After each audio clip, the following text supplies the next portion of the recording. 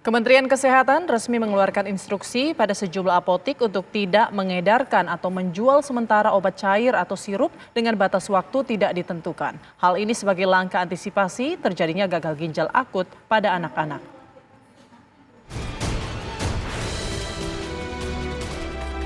Pemberian resep dan penggunaan obat sirup di Kabupaten Bekasi, Jawa Barat mulai dihentikan. Sebagai alternatif, pengobatan untuk anak dapat menggunakan jenis obat dalam bentuk lainnya seperti tablet, kapsul maupun puyer. Larangan peredaran obat sirup ini dilakukan guna mencegah bertambahnya kasus gagal ginjal akut pada anak yang hingga kini belum diketahui penyebabnya.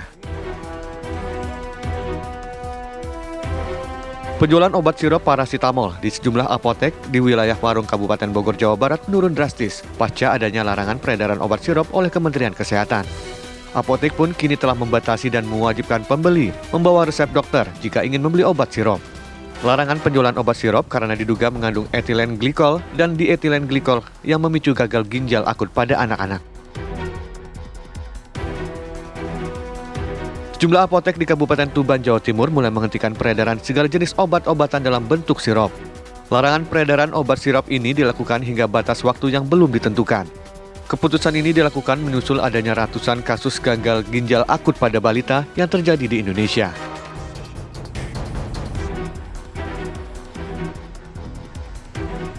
Apotek Kimia Farma di Kudus, Jawa Tengah menarik seluruh obat jenis sirup dari peredaran untuk sementara waktu. Sebanyak 150 produk atau label yang jumlahnya mencapai ribuan obat-obatan dalam bentuk cairan ditarik dari etalase dan untuk sementara disimpan di gudang. Sementara itu, Apotek Pemda Kudus masih melayani penjualan obat-obatan jenis sirup, namun pembeliannya kini diperketat. Masyarakat hanya bisa membeli obat sirup berdasarkan resep dari dokter.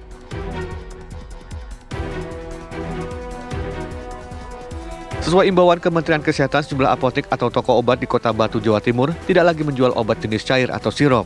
Pelarut pada obat sirup diduga mengandung zat berbahaya yang mengakibatkan gagal ginjal akut pada anak-anak.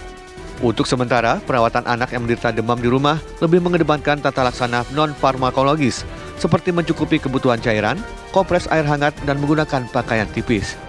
Tim TV One mengabarkan.